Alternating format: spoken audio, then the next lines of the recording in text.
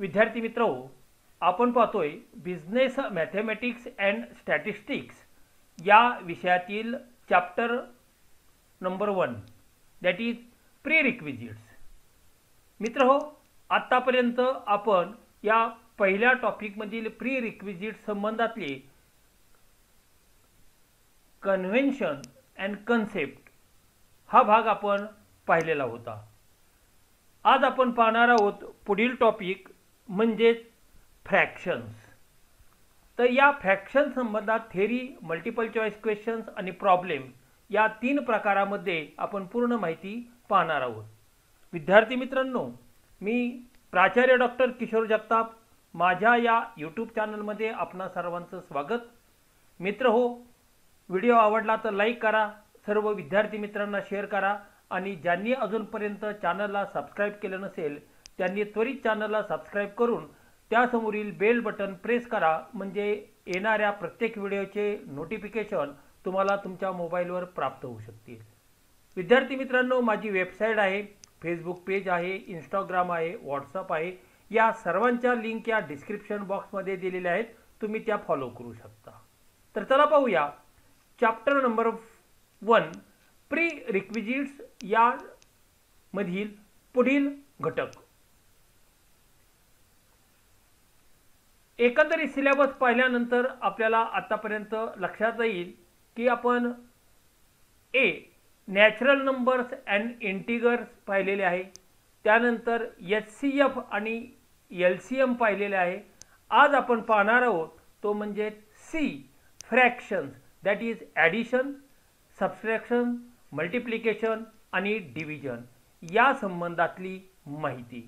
तर काय माहिती आहे निश्चित तर ती आता आपण पाहूया. फ्रॅक्शन म्हणजे काय? A fraction is a part of whole like 1/2, 1/3, 1/4, 1/5 etcetera. For example, half of an apple is a fraction of an apple. जर तुम्ही सफरचंद घेतलं तर त्यातला अर्धा भाग म्हणजेच फ्रॅक्शन होय. अतिशय साधं, सोपं आणि सुटसुटीत या ठिकाणी आपण फ्रॅक्शनची डेफिनेशन पाहिलेली आहे. पुढे, a fraction can be expressed in the form A divided by B. हे फ्रॅक्शन कसे मांडले जातात? तर ते मांडले जातात ए डिवायडेड बाय बी या पद्धतीने, where the top number A is called the numerator. तो न्यूमरेटर आहे कोण? ए. द बॉटम नंबर, तो खालचा बी आहे, इज कॉल्ड द डिनॉमिनेटर. म्हणजे न्यूमरेटर आणि डिनॉमिनेटर असे 2 भाग तुम्हाला फ्रॅक्शनच्या संदर्भात माहिती असणं आवश्यक आहे. The denominator of a fraction cannot be equal to 0. तो कधी 0 असू शकत नाही. This is because you cannot divide a number by 0. तुम्ही कोणत्याही संख्येला शून्याने भागू शकत नाही आणि म्हणून डिनॉमिनेटर जो आहे त्या फ्रॅक्शनचा तो 0 असू शकत नाही. The value of fraction is not changed if both the numerator and denominator are multiplied or divided by the same non zero number. म्हणजे 0 सोडून इतर कुठल्याही नंबरने जर तुम्ही एका संख्येला दुसऱ्या संख्येने जर भागितलं असेल तर तो जो भागाकार येतो, ती जी काही संख्या येते त्याला आपण फ्रॅक्शन असं म्हटलं जातं. फॉर एक्झाम्पल, 3/9 म्हणजे 3 डिवायडेड बाय 9 म्हणजेच काय? Is equal to 2 divided by 6. Value same म्हणजेच is equal to 1/3, 1 divided by 3. या तिन्हींचा जर पाहिलं तर मिनिंग हे सेम आहे, एकच आहे आणि ते म्हणजे 1/3. पुढे, इक्विव्हॅलंट फ्रॅक्शन. इक्विव्हॅलंट फ्रॅक्शन म्हणजे काय ते आता आपण पाहूया. equivalent fractions are different fractions that are equal to the same number, like 2/4 and 3/6. आता 2/4 म्हणजेच हाफ आणि 3/6 म्हणजे सुद्धा हाफ, म्हणजे दोघांची व्हॅल्यू एकच आहे. And can be simplified and return as same fraction that is half. तो कसा आहे पहा. फॉर एक्झाम्पल तुम्हाला या ठिकाणी दिलेलं आहे 4 डिवायडेड बाय 10 म्हणजे काय, तर 4 divided by 2 divided by 10 divided by 2. हे जर तुम्ही कॅल्क्युलेशन केलं तर तुम्हाला लक्षात येईल की त्याचा आन्सर येईल 2 डिवायडेड बाय 5. म्हणजे 10 divided by 4 divided by 10 is equal to 2 divided by 5. म्हणजे दोघांची व्हॅल्यू सेम आहे. 4 डिवायडेड बाय 10 ला जर तुम्ही त्या ठिकाणी 2 ने भागितलं म्हणजे 4ला पण आणि 10ला पण एकाच संख्येने, तर तुम्हाला त्या ठिकाणी लोएस्ट नंबर मिळेल, तो म्हणजे 2 divided 5 that is equivalent. 4 divided by 10 is equivalent to 2 divided by 5. याला म्हणतो आपण इक्विव्हॅलंट फ्रॅक्शन. जसं 10 भागिले 100 म्हणजे 10 डिवायडेड बाय 100 म्हणजे 1/10. तशाच पद्धतीने दोघांची व्हॅल्यू सारखी. पुढे expressing fraction in simplest form. पहा कसं त्या ठिकाणी फ्रॅक्शन आपण एक्सप्रेस करू शकतो, तो भाग त्या ठिकाणी दिला आहे. A fraction is in its simplest form.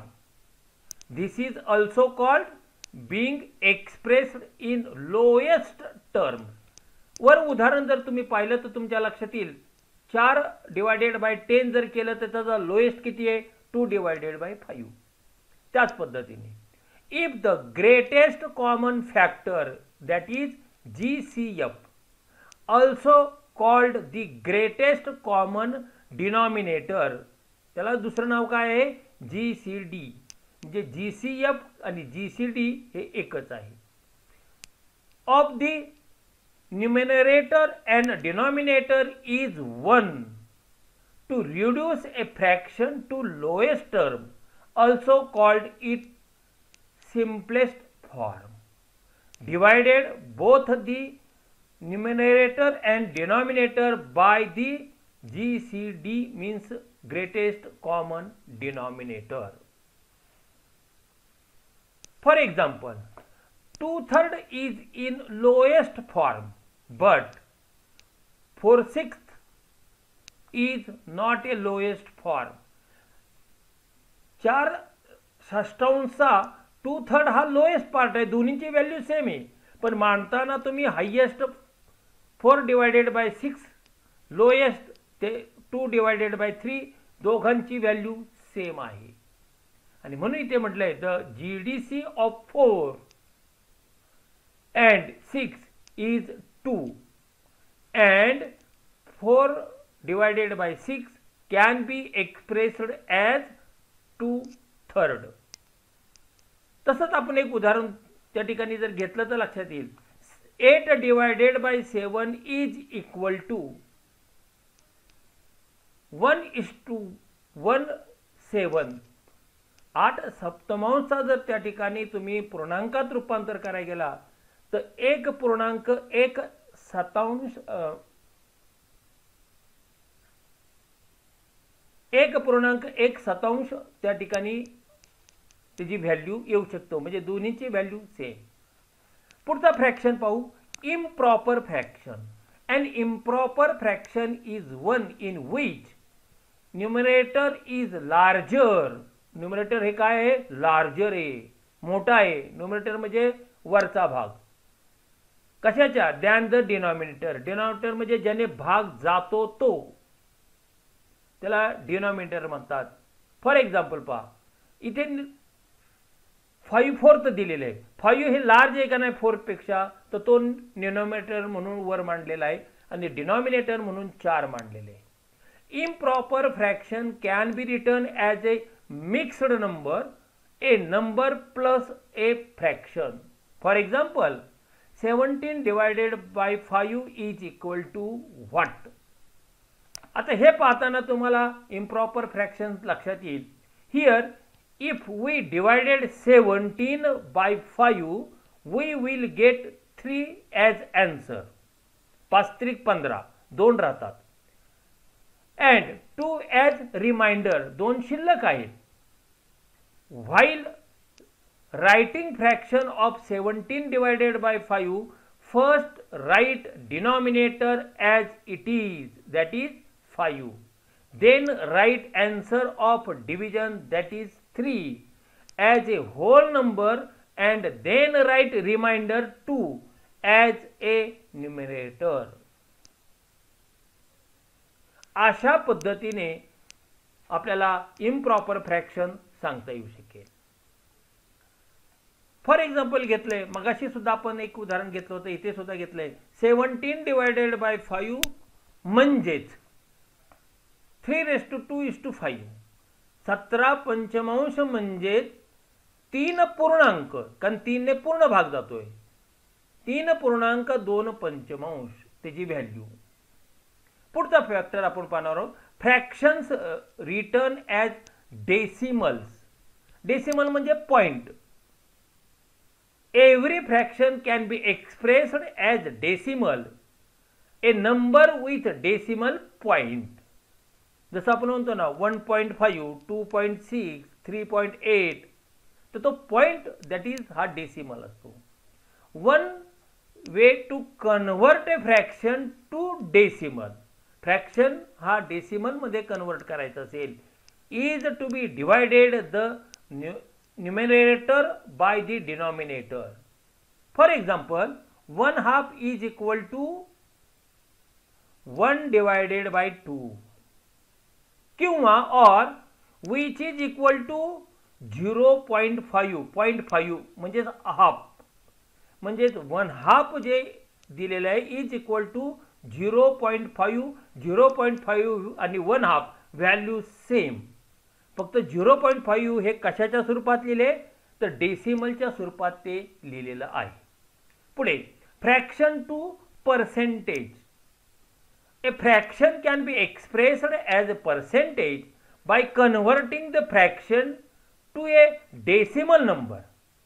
Then म्हणजे पहा, डेसिमल नंबरमध्ये ते कन्व्हर्ट करायचं वरील प्रमाणे, आणि त्यानंतर मल्टिप्लाइंग बाय 100 आणि मल्टिप्लाय बाय 100 करायचं. 100 म्हणजे percentage, to obtain a percentage, since percentage means per 100. For example, half is equal to 0.5 हे आपण वर डेसिमल मध्ये पाहिलेलं आहे. मल्टिप्लाय बाय तर त्याला 100 केलं तर तुम्हाला आन्सर येईल 50%. म्हणजे पर्सेंटेजमध्ये तुम्हाला 50% सांगता येईल. याचाच अर्थ ह्या दोन उदाहरणावरून आपल्याला लक्षात येईल, half is equal to 0.5 is equal to 50%, meaning same. Half 0.5 आणि 50% यांच्या व्हॅल्यू सेम आहेत. Adding fraction. आता ॲडिंग, सबट्रॅक्शन, डिवायडेड आणि मल्टिप्लिकेशन हे आपण पाहतोय. Adding fraction. To add 2 or more fractions, take all the fractions having the same denominator. Once the denominator are the same, आज सारखाच असेल तर just add the numerator, then simplify the answer. Put the fraction in lowest term. हे सगळं करण्याचा fraction तुम्हाला lowest term मध्ये calculate करायचा आहे.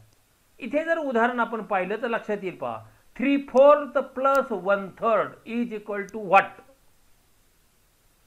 आता इथे पाहताना तुमच्या लक्षात येईल की 3/4 अधिक 1/3 हे आपल्याला त्या ठिकाणी करायचं आहे. आणि म्हणून आपण काय करणार आहोत, तर निश्चितपणे त्या ठिकाणी क्रॉसिंग आपण त्या ठिकाणी करतोय. पहा 3/4 जे दिलेलं आहे त्याला हे डिनॉमिनेटर 3 ने त्या ठिकाणी मल्टिप्लाय करायचे. म्हणजे 3 मल्टिप्लाय बाय 3 आणि 4 मल्टिप्लाय बाय 3. म्हणजे पहिल्या 3/4 ला आपण इथे घेतलाय आता 1/4. आता 1/4ला दुसऱ्या डिनॉमिनेटरने मल्टिप्लाय करायचं, म्हणजेच 1 मल्टिप्लाय बाय 4 आणि 3 मल्टिप्लाय बाय 4 हे तुम्हाला कॅल्क्युलेट करायचं. 3 multiply by 3 is equal to 9. 4 multiply by 3 is equal to 12. याचा अर्थ 9/12 plus 1 multiply by 4 is equal to 4. 3 multiply by 4 is equal to 12. Answer तुमचं किती आलं? 9 प्लस 4 इज इक्वल टू 13 आणि डिनॉमिनेटर सेम असल्यामुळे 12 येईल. म्हणजे 3/4 plus 1/3 is equal to 13 divided by 12 हे तुमचं आन्सर. तर ॲडिशन आणि सबट्रॅक्शन ज्यावेळेस करतो त्याचे रूल्स काय आहेत ते आपल्याला पाहता येईल. पहिला रूल, व्हेन डिनॉमिनेटर म्हणजे जो ज्याने आपण भाग देतो तो of the two fractions are same, then directly add or subtract their numerator and write denominator as it is. आहे तसाच मांडायचा. आता दोन फ्रॅक्शन इथे घेतले. पहिला फ्रॅक्शन आहे 4 डिवायडेड बाय 3 आणि दुसरा फ्रॅक्शन आहे 7 डिवायडेड बाय 3. आता इथे डिनॉमिनेटर 3 जो आहे तो कॉमन आहे, त्यामुळे तो कॉमन तसाच मांडला ॲज इट इज. आणि वरचे जे काय आहे न्यूमरेटरचे ते आपण प्लस केलेत 4 प्लस 7 आणि म्हणून इक्वेशन झालं 4 plus 7 divided by 3 that is 11 divided by 3. हा पहिला रूल. सेकंड रूल जो आहे तो असा आहे, when denominator of two fractions are not same. मग अशी 3 होतं, इथं 5 7 3 आलेलं आहे. Then first make them same by crossing multiplication. Cross करायचं multiplication and then do addition or subtraction. म्हणजे पहा, ज्यावेळेस सारखा नसेल तर मग इथे मल्टिप्लाय करायचं. क्रॉस 6चा क्रॉस 3 आहे म्हणून 6 गुणिले 3 6 मल्टिप्लाय बाय 3. 2चा क्रॉस 7 आहे 2 multiply by 7 divided by 7 multiply by 3. 7 multiply by 3 केले की 21 आलं तुमचं. आता हे ब्रॅकेटमध्ये जे क्रॉस मल्टिप्लिकेशन दिलेले ते तसेच मांडायचे. 6 multiply by 3 is equal to 18 आणि 2 multiply by 7 is equal to 14. म्हणजे 18 मायनस 14 इज इक्वल टू 4 आणि 21 आहे तशीच मांडायची. म्हणजे जर सारखे असेल डिनॉमिनेटर तर आणि सारखे नसेल तर हे दोन्हीही आपण ॲडिशन आणि सबट्रॅक्शनच्या संदर्भातली माहिती पाहिलेली आहे. पुढे मल्टिप्लाइंग फ्रॅक्शन. आता आपल्याला काय करायचंय मल्टिप्लिकेशन संदर्भात. The multiply two or more fraction, multiply the numerator and multiply the denominator. म्हणजे त्याचं काय करायचं, न्यूमरेटरचं सुद्धा मल्टिप्लिकेशन करायचं आणि डिनॉमिनेटरचं सुद्धा मल्टिप्लिकेशन करायचं आहे. The simplify the answer, put the fraction in lowest term. Lowest term मध्ये तो मांडायचा. आता दोन फ्रॅक्शन आहे. पहिला फ्रॅक्शन आहे 3/4 आणि दुसरा फ्रॅक्शन घेतलाय 1/2 आणि त्यांचं मल्टिप्लिकेशन आणि म्हणून इक्वेशन म्हटलंय 3/4 मल्टिप्लाय बाय 1/2 किंवा 1/2 इज इक्वल टू. मल्टिप्लाय करा. आता आपण पहिलं न्यूमरेटरचं त्या ठिकाणी मल्टिप्लिकेशन करणार आहे 3 मल्टिप्लाय बाय 1. आता डिनॉमिनेटरचं आपण मल्टिप्लिकेशन करायचं 4 मल्टिप्लाय बाय 2. सिंपल आहे.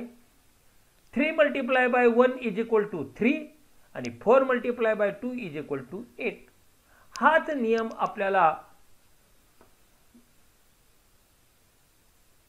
डिवायडेडला त्या ठिकाणी लागू करता येईल. पाहूया आपण पुढचा फॅक्टर. Comparing fraction. कंपॅरिझन करणार. To compare two fraction that is to find out which one is bigger or smaller. Comparison म्हणजे मोठा कोणता आणि छोटा कोणता हे आपल्याला कंपॅरिझन करायचं आहे, आपल्याला ठरवायचं आहे. First write the fraction. Fraction पहिला मांडा. So that they have the same denominator. त्याचा डिनॉमिनेटर कसा पाहिजे, सेम पाहिजे. Then compare the numerator the fraction with the largest positive numerator is the larger fraction. आता इथे कंपॅरिझन आपण करतोय 3/4 आणि 2/3. आता 3/4 आणि 2/3 जर त्या ठिकाणी कंपॅरिझन करताना पहिला त्याचा एलसीएम त्या ठिकाणी कॅल्क्युलेट करायचा आणि म्हणून the LCM of 3 and 4 is 12. तो किती आला? 12 आलेला आहे. आणि म्हणून आपण इथे मांडताना पहा 3 मल्टिप्लाय बाय 3 घेतलेला आहे आणि 4 मल्टिप्लाय बाय 3 घेतलेला आहे. बरोबर आहे. 3 multiply by 3 is equal to 9 and 4 multiply by 3 is equal to 12. हे पहिलं तुमचं त्या ठिकाणी आन्सर आलेलं आहे. आता दुसरा 2/3. 3/4 झालं. आता 2/3. 2/3 आपण आता 4 ने काय करायचं आहे? मल्टिप्लाय करायचे. मग अशी 3 ने केलेलं आहे cross multiplication. 2 multiply by 4 divided by 3 multiply by 4. 2 multiply by 4 8. 3 multiply by 4 12. म्हणजे आपण काय केलेलं आहे? डिनॉमिनेटर सारखा घेतलेला आहे. म्हणजे पहिल्याचं 3/4 आन्सर आहे 9 डिवायडेड बाय 12 आणि 2/3 आन्सर आहे 8 डिवायडेड बाय 12. आता हे दोन्ही घेतल्यातलं यातलं लार्जेस्ट कुठलं आहे आणि स्मॉलर कुठलं आहे? तर 9/12 इज ग्रेटर दॅन 8/12 आणि म्हणून अशा पद्धतीने आपल्याला कंपॅरिझन त्या ठिकाणी फ्रॅक्शनमध्ये करता येऊ शकेल. स्मॉलेस्ट आणि बिगेस्ट फ्रॅक्शन कुठला आहे हे शोधून काढण्यासाठी. पुढे डिव्हिजन ऑफ फ्रॅक्शन. आता डिव्हिजन, ॲडिशन पाहिले, सबट्रॅक्शन पाहिलेलं आहे, मल्टिप्लिकेशन पाहिले. आता division. Write first fraction as it is, then multiply it by reciprocal of another fraction. मुद्दा म्हणून तुम्हाला रेड कलरमध्ये 4 दिलेला आहे चांगल्या रीतीने हे रेसिप्रोकल समजण्यासाठी. पहा 1/3 डिवायडेड बाय 3/4 हेच मी डिवायडेडच्या ऐवजी मल्टिप्लिकेशन करतोय. 1/3 आहे तसाच मांडला आणि 3/4 हा भागिले होता त्याचा गुणिले केला 4/3 भागिले विरुद्ध गुणिले आणि म्हणून खालचा 4 वर गेला वरचा 3 खाली आला कारण इकडे भाग्यकार होता इकडे गुणाकार आलेला आहे. 1/3 मल्टिप्लाय बाय 4/3. आता त्याचा गुणाकार करा. 1 multiply by 4 is equal to 4 आणि 3 multiply by 3 is equal to 9.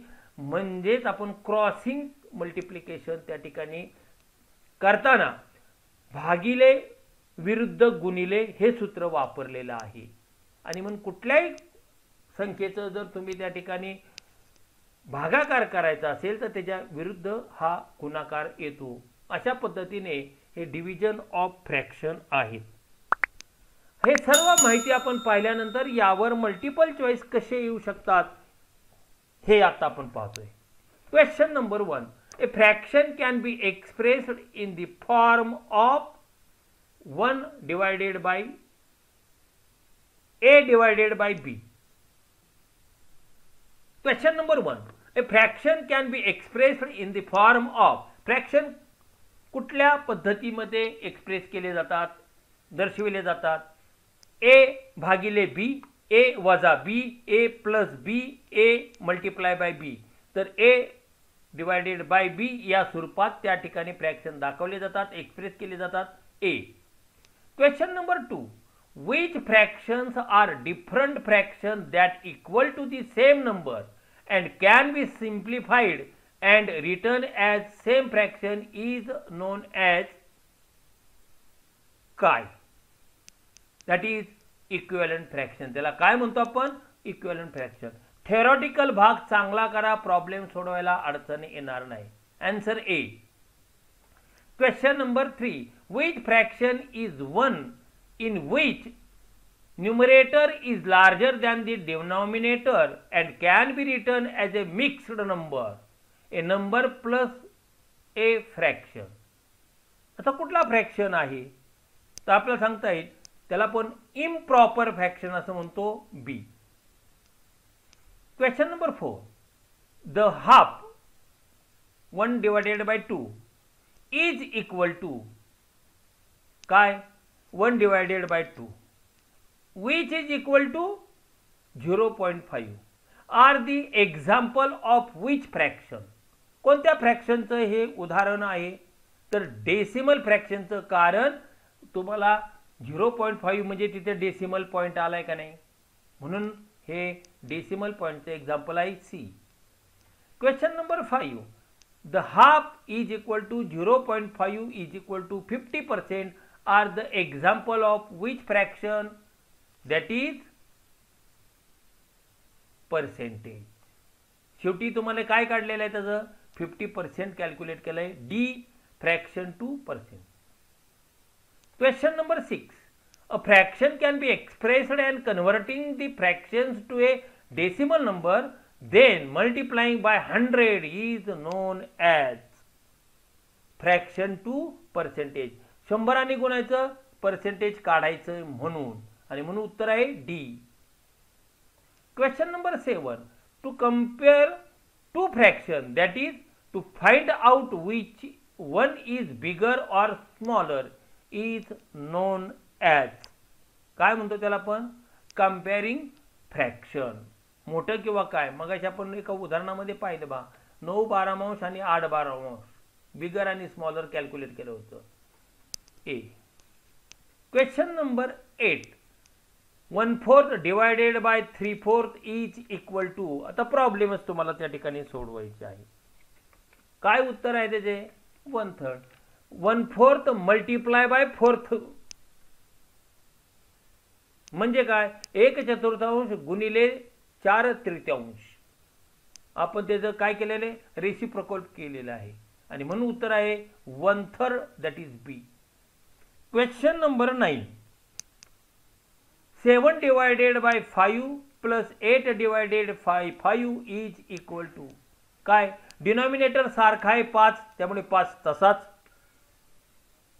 Question number 9, 7 divided by 5 plus 8 divided by 5 is equal to. आता पहा, डिनॉमिनेटर सेम आहे 5, त्यामुळे खाली 5 आला, वर किती, तर 7 अधिक 8 15, म्हणजे 15 भागिले 5 म्हणजे किती आले, 3, म्हणजे आन्सर आहे B 3. Question number 10, 6/7 6 divided by 7 minus 2 divided by 3 is equal to काय त्याचा आन्सर येईल, त्याचा आन्सर येईल डी 4 डिवायडेड बाय 21. कारण 7 गुणिले 3 बरोबर 21 तर कॉमनली त्या ठिकाणी येणार, आणि 6 वजा 2 बरोबर 4, म्हणजे न्यूमरेटरचं जर पाहिलं तर न्यूमरेटर 6 आहे पहिल्या फ्रॅक्शनमध्ये, दुसऱ्या फ्रॅक्शनमध्ये 2 आहे, 6 वजा 2 म्हणजे 4 आले, आणि खाली मात्र 7 गुणिले 3 जे आहे ते 21 येतात, आणि म्हणून आन्सर आहे D 4/21.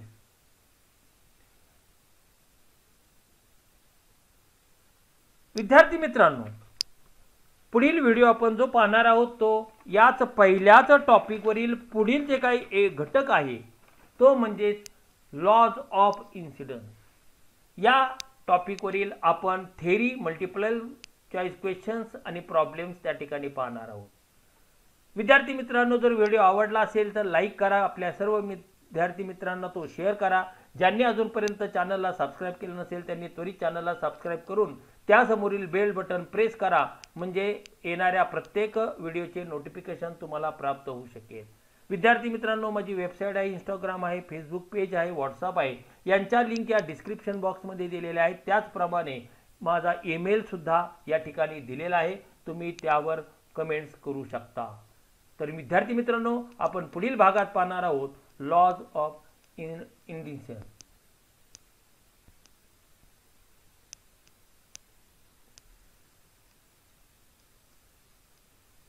Law of indices. Thank you.